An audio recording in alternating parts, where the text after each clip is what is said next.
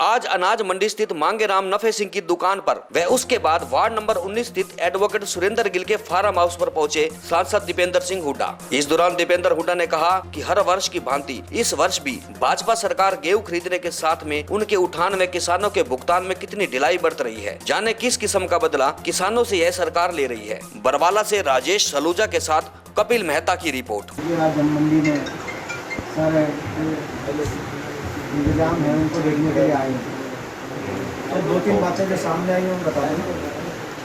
पहले तो पूरे प्रदेश में जो इस बार की जो खरीद की कोई व्यवस्था है, खरीद, उठान और भुगतान पेमेंट, वो उसमें इतनी ढिलाई बरती जा रही है जैसे हर सीज़न में सरकार अपने ही रिकॉर्ड को तोड़ती है।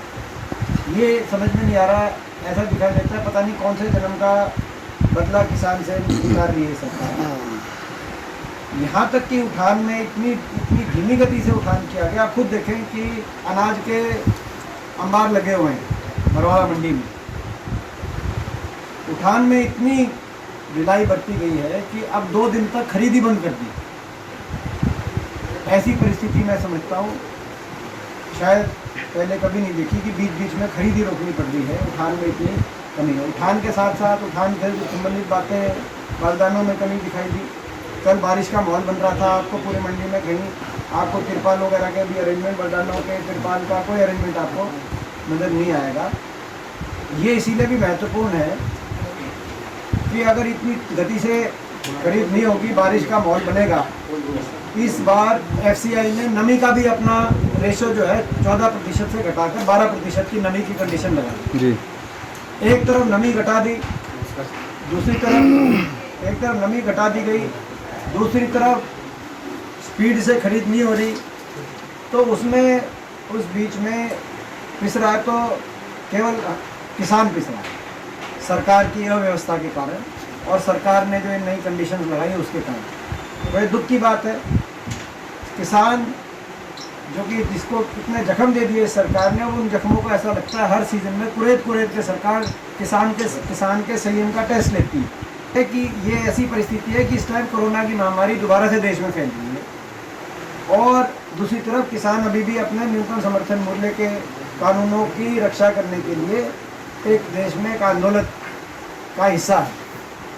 ऐसे में किसान पे और इस तरह की परेशानियों को लादना कहीं ना कहीं सरकार की किसान के प्रति असंवेदनशीलता को दोबारा दर्शाता है। पहली बात। दूसरी बात, क्योंकि कोरोना अब फैल रहा है, बड़ी तेज़ी से फैल रहा है, तो आप लोगों के माध्यम से सरकार से, हरियाणा सरकार से हम कहना चाहते हैं 2-3 बातें। एक तो दूसरे प्रदेशों में जिस प्रकार से व्यापक रूप से कोरोना फैल रहा है उसको लेकर सरकार समय पे जागे, क्योंकि ये हमारी हरियाणा सरकार सोती रहती है और फिर बहुत देर हो जाती है। ये इनकी कार्यशैली रही है। आप देखें आज की परिस्थिति, देखें आज दिल्ली में कर्फ्यू है, चंडीगढ़ में कर्फ्यू है, सैटरडे संडे राजस्थान में कर्फ्यू है, आज शनिवार है, पंजाब में कर्फ्यू, पंजाब में कर्फ्यू, दिल्ली में कर्फ्यू। दिल्ली से मैं आया हूँ परमिट, और इसीलिए थोड़ा जल्दी जो आप कह रहे थे शुरू में 8 बजे तक वो परमिट 8 बजे पूरा हो जाएगा, तो 8 बजे तक मैं दिल्ली में वापस एंट्री कर सकता हूँ। दिल्ली में वापस जाऊँगा, उसके बाद गाड़ी में परमिट। दिल्ली में सड़कों पे एक गाड़ी नहीं है, कर्फ्यू इतना व्यापक है, लोग भी इतने उस बात को समझ रहे हैं। तो ये भयावह स्थिति हो गई है कई जगह तो इवन क्रेमेशन ग्राउंड छोटे पड़ गए, कई प्रदेशों में ऐसी स्थिति होगी। तो ऐसी परिस्थिति में सरकार केवल जो नाइट कर्फ्यू 10 बजे से 5 बजे तक, वो 10 बजे से 5 बजे तक वैसे भी कोई, आप समझते हो हरियाणा प्रदेश ऐसा प्रदेश है कि यहाँ पे 10 से 5 बजे कोई कल्चर नहीं है, तो लोग घर में ही रहते हैं। तो वो तो केवल एक टोकन है, क्योंकि ऐसा भी कोई स्टडी नहीं है कि कोरोना कीटाणु रात में ही बाहर निकलता है, ये भी कोई स्टडी नहीं है। तो एक टोकन किया है, मगर हकीकत में सरकारों को कुछ समय रहते ऐसे तत्काल कदम उठाने चाहिए, जिसमें मैं 2-3 बातें कहना चाहता हूँ। पहली बात बेड्स की उपलब्धता, और वो उपलब्धता सार्वजनिक हो। कौन से अस्पताल में कितने बेड हैं, दिल्ली में जो दिल्ली की सरकार है उस तरफ कुछ उन्होंने कदम उठाए हैं, पर्याप्त नियम और कुछ कदम उठाए हैं। बेड, कितने बेड किस अस्पताल में उपलब्ध हो, आईसीयू बेड कितने अस्पताल में कर, ये उपलब्धता। कल हरियाणा में भी 3 जिलों में बेड की उपलब्धता नहीं थी, कल रात की बता रहा हूँ। गुड़गांव, फरीदाबाद, रोहतक, इन 3 जिलों में बेड की उपलब्धता नहीं। और ये 3 जिले मैं इसीलिए महत्वपूर्ण मानता हूँ कि इन 3 जिलों में हरियाणा का बहुत सा पेशेंट जाता है, आसपास के जिलों का, गुड़गांव में, फरीदाबाद में, रोहतक में। तो इनमें कल की स्थिति ये थी। बेड की उपलब्धता पहली मांग। दूसरी, समय रहते ऑक्सीजन के स्टॉक को सुनिश्चित करना। हरियाणा में पर्याप्त मात्रा में है ऑक्सीजन, पूरे देश में ऑक्सीजन कम हो गया। दुख की बात यह है कि 1 साल से सरकार ने तैयारी नहीं करी पूरे देश में, हर प्रदेश में, यहाँ तक कि महाराष्ट्र के मुख्यमंत्री ने ये कहना पड़ा कि आज भी उन्होंने कॉल किया तो प्रधानमंत्री जी बंगाल गए हुए।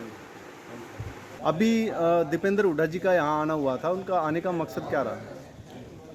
मकसद नहीं, पुरानी चाय थी उनकी तरफ, 2 साल पहले चाय जो मैंने पिलानी थी उनको, वो मैंने आज पिलाई है। पिछले दिनों मुझे मिल गए थे किसी गांव में, तो मैंने उनको याद दिलवाया था कि आपने एक चाय पीने का मेरे से वादा किया था, तो उनको बखूबी याद था जी। तो उन्होंने मेरी इज्जत करते हुए आज समय निकाला। कोरोना की महामारी के बावजूद जी उन्होंने समय निकाला, मैं उनका बहुत शुक्रिया अदा करता हूँ और उनकी बड़ी मेहरबानी कि उन्होंने मुझे मौका दिया। ये कह सकते हैं कि ये एक सिर्फ औपचारिक भेंट कह सकते हैं या हम इनको? आप कह सकते हो इसको जी।